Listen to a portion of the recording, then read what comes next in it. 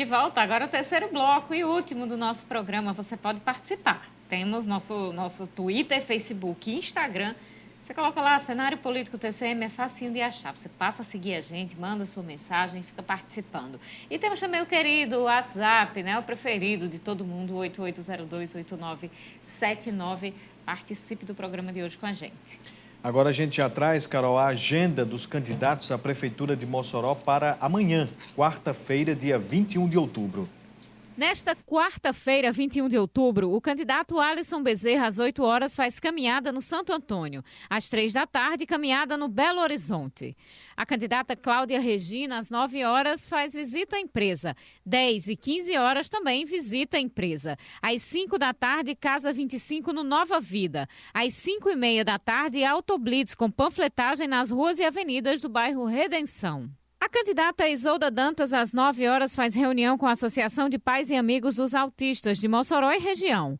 2 da tarde, visita a AIC. 4h30 da tarde, caminhada no Van Rosado. 7h30 da noite, reunião com mototaxistas. O candidato professor Ronaldo, das 8 às 11, visita o bairro Pintos. Das 4 às 6 da tarde, visita as ruas do bairro Alto do Sumaré. A candidata Rosalba Ciarline, às 11 horas, visita a empresa. Às 4h30 da tarde, faz caminhada no Planalto 13 de Maio. Às 6 da tarde, faz reunião com amigos no Nova Betânia.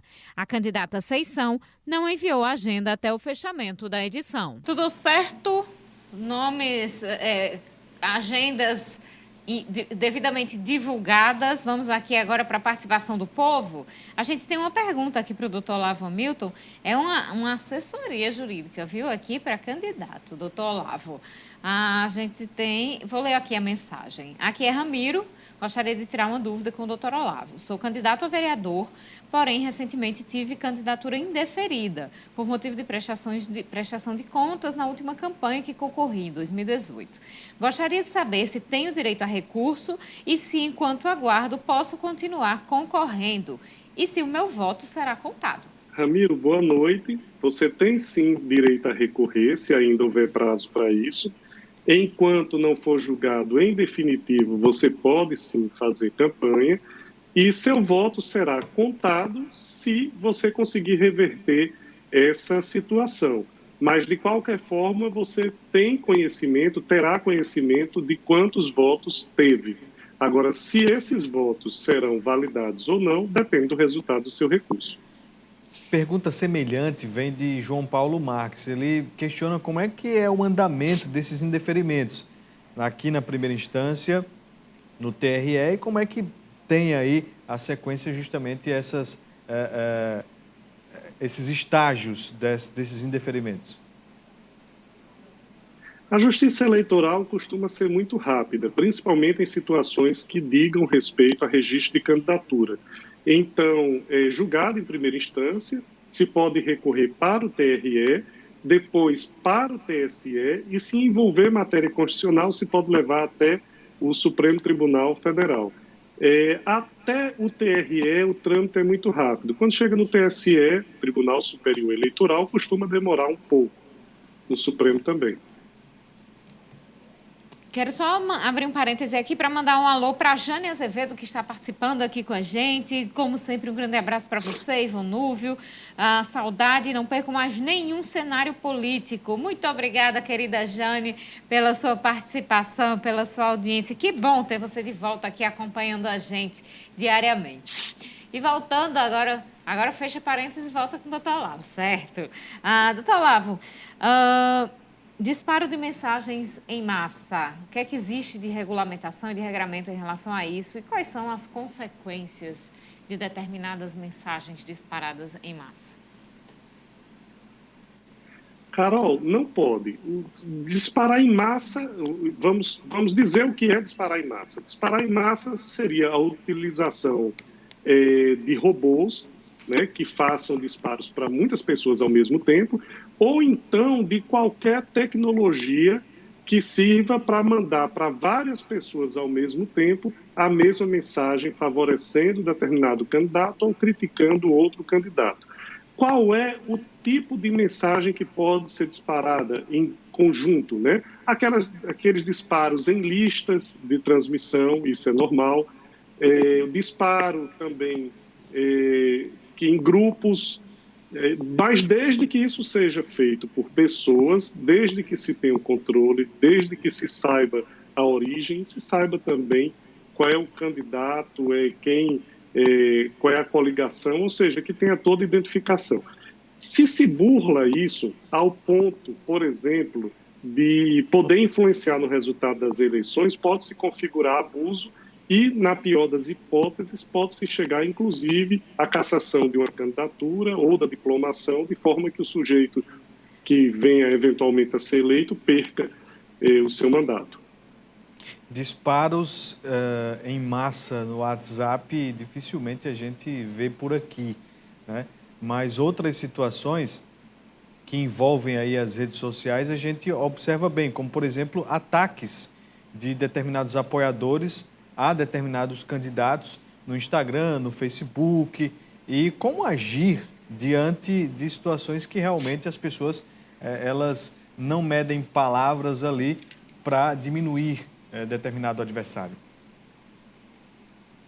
Volúvio, a crítica é permitida e é sempre muito bem-vinda numa democracia.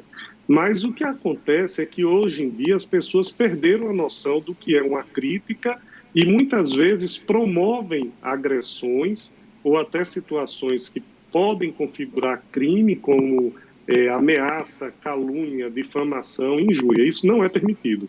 Uma coisa é criticar candidatos que não sejam do seu agrado, outra coisa é entrar na esfera íntima ou então, mesmo que na esfera pública, atribuir situações que são consideradas injúria, difamação, calúnia ou ameaça. Criticar todo mundo pode, ameaçar não se pode, né? Difamar não se pode, injuriar não se pode, ou atribuir falsamente condutas criminosas também não se pode. Então, tem que se ter uma coerência, tem que se ter razoabilidade, tem que se ter principalmente responsabilidade quando você se manifesta publicamente em redes sociais, seja para elogiar um candidato, seja para criticar outro candidato. Doutor Olavo, propaganda na TV versus campanha online. Como é que você avalia a força que cada um dos dois tem hoje?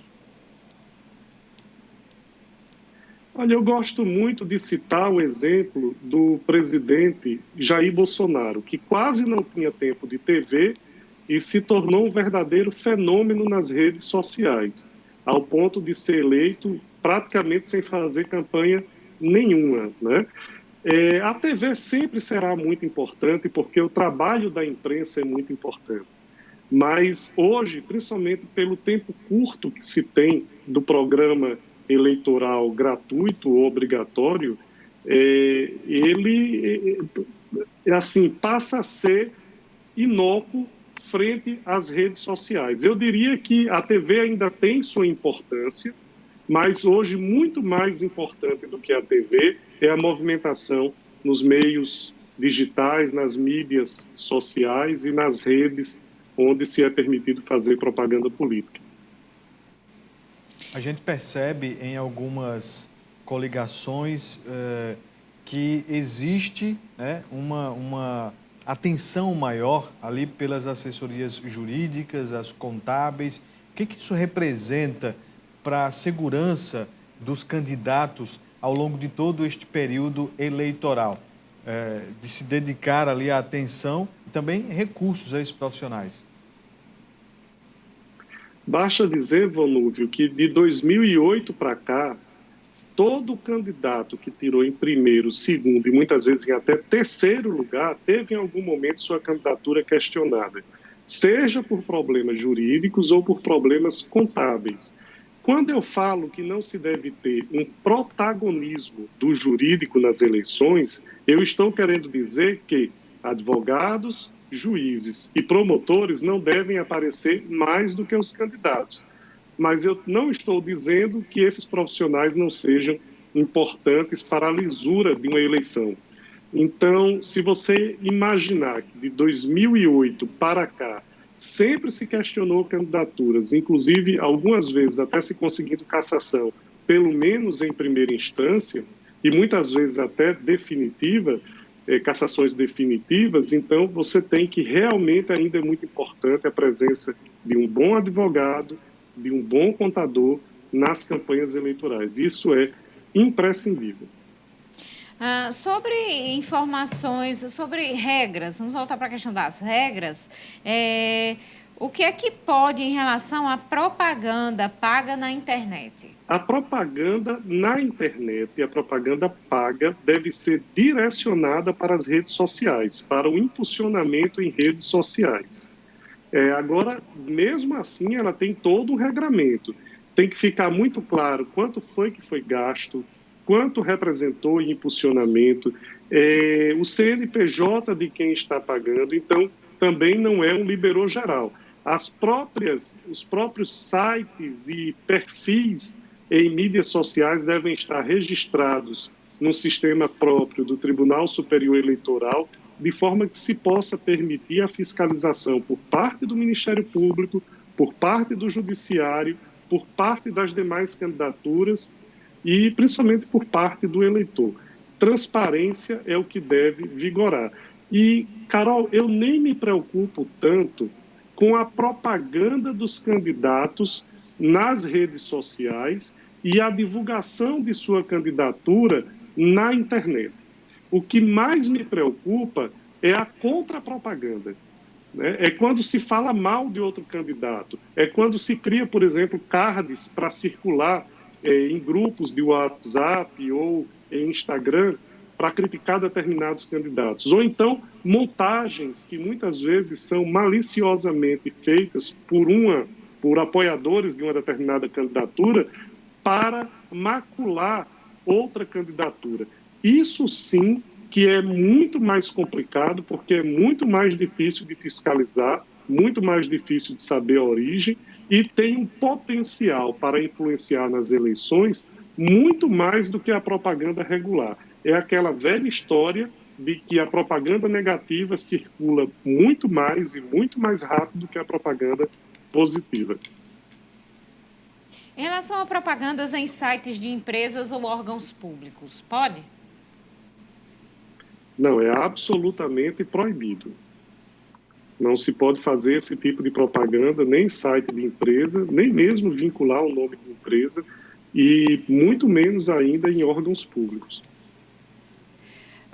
E em relação ao os registros de perfis nas redes sociais para fazer a propaganda política, tem que ser no nome do candidato? Tem que ser feito o registro no nome do candidato e esse registro tem que ser informado quando do registro da candidatura. E havendo qualquer modificação, deve ser informado também mais uma vez ao TSE. Mas aí eu gostaria de insistir nesse ponto. Eu acho que essas coisas, o que nós estamos discutindo agora, visa preservar a transparência, mas nem é o calcanhar de Aquiles dessas eleições. O calcanhar de Aquiles dessas eleições e das próximas, o grande desafio será em relação a fake news, a deepfakes, que hoje é algo ainda mais complicado, né, porque já existe tecnologia de você manipular o rosto e a fala de determinada pessoa que eventualmente seja candidato para colocar palavras ou gestos naquela pessoa que ela não disse nem fez. Enfim, esse é o nosso grande desafio. E também a desinformação no que diz respeito às eleições, aos candidatos. E aí, mais uma vez, entra o grande e maravilhoso papel da imprensa, né? A imprensa tem um papel fundamental para a preservação da nossa democracia e da lisura nas eleições. Doutor Olavo Hamilton, muito obrigada pela participação no cenário político de hoje. Eu que agradeço e fico sempre à disposição. Para mim é sempre uma honra participar com você, Carol, com o Vonúvio e poder falar para esse público, né, moçoroense que vocês têm. Muito obrigado pela participação, doutor Olavo Hamilton. A você de casa, muito obrigado pela audiência. Boa noite, até amanhã. Muito obrigada pela audiência no programa de hoje. Amanhã a gente se encontra novamente aqui, 7h25 da noite, ao vivo, aqui na TCM HD. Tenha uma boa noite e até lá.